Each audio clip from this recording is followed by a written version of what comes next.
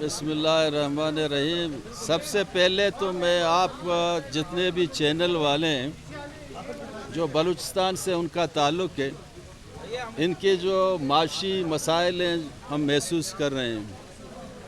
इस उम्मीद के साथ कि ये नया सेशन जो 5 साल होगा, ये जितने भी चैनल हैं इनकी आबादी होगी, इनके मुश्किलात आसान होंगे और इनके घरों में उनके बच्चों एक अच्छी बेहतर ज़िंदगी गुजारेंगे। तो हमारी प्रोग्राम ये है कि एक दफ़ा फिर बलूचिस्तान के अवाम की, अपने हल्के की अवाम की मैं शुक्रगुज़ार हूँ। उन्होंने मुझे सपोर्ट किया, वोट दिया।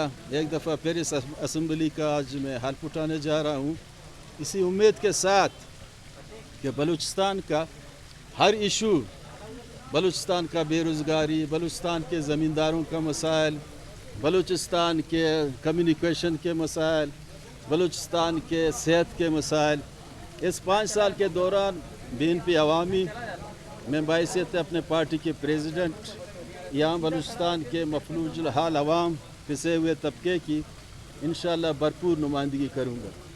सर, पिछले 5 साल की आपने इस टाइम सिचुएशन है, क्या ये हमारे यहाँ के हुक्मरान जो कई सालों से इक़्तिदार में रहे हैं मुख्तलिफ अदवार में, तो क्या ये उन पर सवालिया निशान नहीं है? आप भी पिछले दौर में रहे थे, आपके अपने देखिए, ग्वादर में अमेरिका ने भी पैसा दिया, रशिया ने भी पैसा दिया, मस्कत ने भी दिया, मिडल ईस्ट ने भी दिया, ये सारे पैसे खा लिए गए।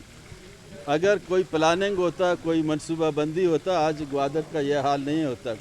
बारिश तो हर जगह होती है, दुनिया भर में बारिशें होती है, जहाँ प्लानिंग है, जहाँ मनसूबा बंदी है, वहाँ तो कोई ऐसी नुकसानात नहीं हुई थी। ग्वादर को लूटा गया। ग्वादर के गरीब हम अब भी गरीब हैं, अब भी मजलूम हैं, अब भी इंतज़ार में हैं आए कोई मसीहा हमारे लिए कुछ करे। मैं तो ग्वादर का MP नहीं रहा, लेकिन ग्वादर के लिए बोलता रहूँगा। मैं समझता हूँ कि ग्वादर के लिए बहुत से पैसे आए, ईस्ट से आए, वेस्ट से आए, सेंटर से आए, सारे खा गए, सब ने खा लिए।